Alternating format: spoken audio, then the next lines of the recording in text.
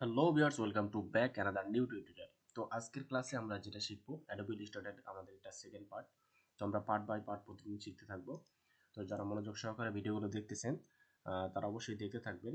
আশা করি আপনারা ভালো কিছু পাবেন। তো চলুন শুরু করা যাক। তো আমরা গত টিউটোরিয়ালে আমরা অ্যাডোবি ইলাস্ট্রেটরের যে ওপেনিং সেকশন ইন্টারফেস সম্পর্কে আলোচনা করেছিলাম। তো আজকে আমরা দ্বিতীয় যে দুইটা পয়েন্ট আছে, ছোট্ট দুইটা পয়েন্ট, আমরা সেই দুইটা পয়েন্ট নিয়ে আলোচনা করব। এই দুইটা পয়েন্টের মধ্যে আছে ম্যাজিক ওয়ান টুল এবং লেসো টুল।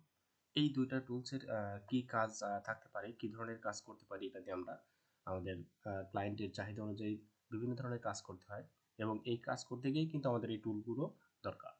তো চলুন শুরু করি। তো এখানে দেখতে পাচ্ছেন যে ম্যাজিক অন টুল, এই ম্যাজিক অন টুল দ্বারা আপনি যে কোনো একটি অবজেক্টকে সিলেক্ট করতে পারবেন। এটাও এই চারটাই মূলত সিলেকশন টুল। এটাও সিলেকশন টুল, এটাও সিলেকশন টুল, এটাও সিলেকশন টুল, এটাও এক ধরনের সিলেকশন টুল। এখানে যে চারটা আছে, আইকন আছে, অর্থাৎ এই চারটাই টোটালি সিলেকশন টুল। এই সিলেকশন টুলগুলো দিয়ে আমরা কোনো অবজেক্টকে সিলেক্ট করতে পারি। তো চলুন প্র্যাকটিক্যালি আমরা দেখি। তো এখানে দেখতে পাচ্ছেন একটি লোগো আমার, এটা একটি ফেসবুকের লোগো। তো ফেসবুকের লোগোর সাথে আমাদের ব্যাকগ্রাউন্ড আছে, অর্থাৎ হোয়াইট ব্যাকগ্রাউন্ড আছে। এই হোয়াইট ব্যাকগ্রাউন্ড আমরা রিমুভ করতে চাই, অর্থাৎ আমরা এখানে অন্য কোনো কালার ইউজ করতে চাই। সেক্ষেত্রে আমরা এখানে এই কালারটা রিমুভ করতে গেলে ইলিস্ট্রেটরের একটা আহ, পদ্ধতি আছে, আমরা সেই পদ্ধতিতে কাজ করতে গেলে আমাদের এই পয়েন্টটা দরকার। তো এখানে আমরা ক্লিক করার পরে আমরা এখানে ইমেজ ট্রেস, এখানে যে বার আছে এই বারে ইমেজ ট্রেস নামে একটা অপশন আছে। আমি যদি এখানে সাথে সাথে ক্লিক করি তো এটা ব্ল্যাক হয়ে যাবে, কেন? এখানে কোনো কালার সিলেক্ট করা নাই। দেখতে পাচ্ছেন এখানে এখানে কয়টা কালার আছে, আমরা এখানে লক্ষ্য করি যে একটা কালার আছে ব্ল্যাক, একটা আছে ব্লু কালার, একটা আছে হোয়াইট, একটা আছে ব্লু কালার। তো আমরা এখানে ক্লিক করার পরে যদি দেই সাথে সাথে কিন্তু সাদা হয়ে যাবে, কিংবা যদি ব্ল্যাক কালার ব্যাকগ্রাউন্ড থাকে ব্ল্যাক হয়ে যাবে। তো আমরা কন্ট্রোল জেড দিয়ে ব্যাকে যাই।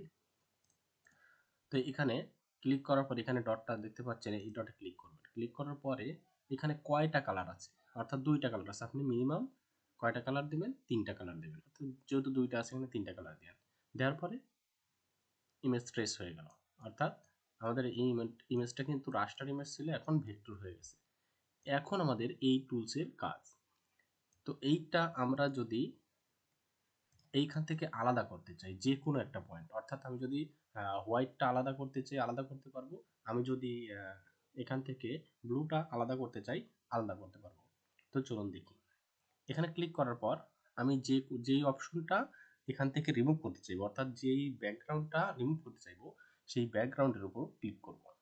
অর্থাৎ আমি ব্লুটা দিয়ে, যদি আমি ব্লুটাতে ক্লিক করি সেক্ষেত্রে আমি ব্লুটাতে রিমুভ করতে পারবো। এর আগে আমাদের একটা কাজ করতে হবে, সেটা হচ্ছে এটাকে এক্সপ্যান্ড করে নিতে, অর্থাৎ ভেঙে নিতে হবে।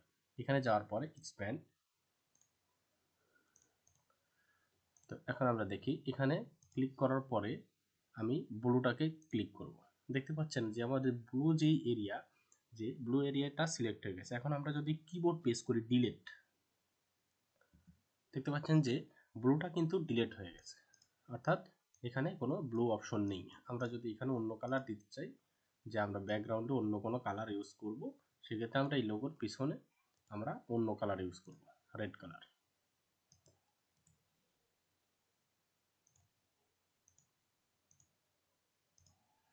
রেড কালার ইউজ করব। তো এই ক্ষেত্রে এই ধরনের কাজের জন্য এটা ব্যবহার করা হয়। তো আমরা আবার কন্ট্রোল জেড দিয়ে ব্যাকে যাই। আমরা হোয়াইটটা কীভাবে রিমুভ করব সেটাও দেখি। তো এখানে দেখা যাচ্ছে যে হোয়াইট আমরা কিভাবে রিমুভ করব, আমরা সেম ওয়েতে এখানে ক্লিক করার পরে আমরা এখানে হোয়াইটের উপর ক্লিক করব। এরপর কিবোর্ডে ডিলিট প্রেস করলে আমরা এখান থেকে রিমুভ করতে পারবো।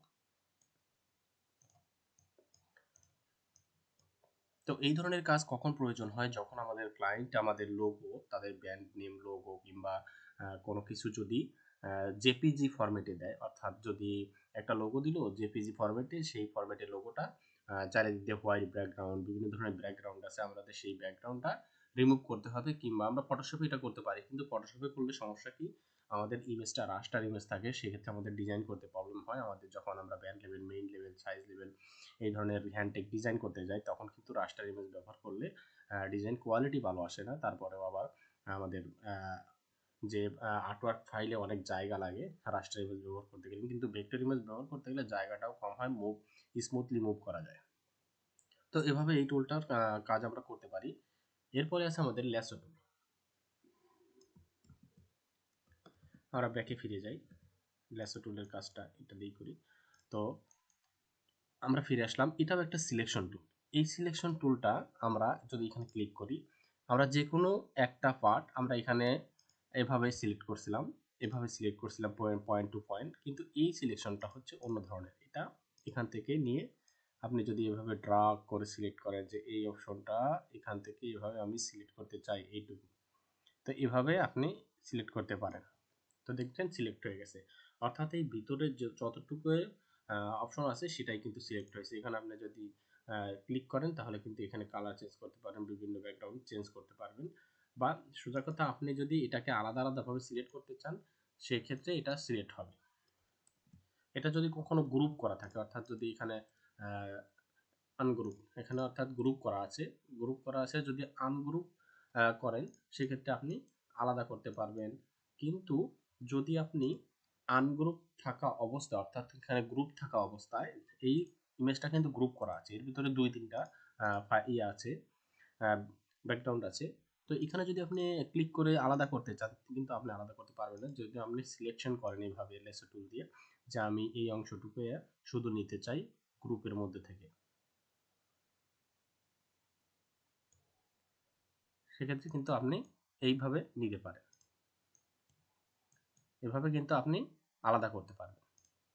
তো আজকে এই পর্যন্তই, এই দুইটা টুলস। আমরা পরবর্তী টিউটোরিয়ালে মাস্টার টুলস, অর্থাৎ ইলিস্ট্রেটর সফটওয়্যারে যেটা মাস্টার টুলস বলি আমরা, এই টুলটা সর্বোচ্চ কাজে লাগে এবং এই টুলটা দিয়েই বেশি কাজ করতে হয় আমাদের ডিজাইনের। পেন টুল নিয়ে আলোচনা করব, পেন টুলের টিউটোরিয়ালটা হয়তো 1 থেকে 1.5 ঘন্টা হতে পারে। তো মনোযোগ সহকারে সবাই ভিডিওগুলো দেখবেন, আশা করি ভালো কিছু শিখতে পারবেন। তো আপনি এটা ভেবে করবেন না যে আপনি 1-2টা টিউটোরিয়াল শেখার পরেই আপনি কাজ করতে পারবেন, এবং কাজ কোথায় করবেন, কিভাবে করবেন, আমি পরবর্তীতে এই কাজ শেখানোর পর, শেষ করার পরে আমি ভিডিওগুলো দেব, যে ওই ভিডিওগুলো রেডি করা হচ্ছে, তো ভিডিওগুলো দেব, আপনারা এখান থেকে শিখতে পারবেন, আশা করি ভালো কিছু করতে পারবেন। ধন্যবাদ সবাইকে।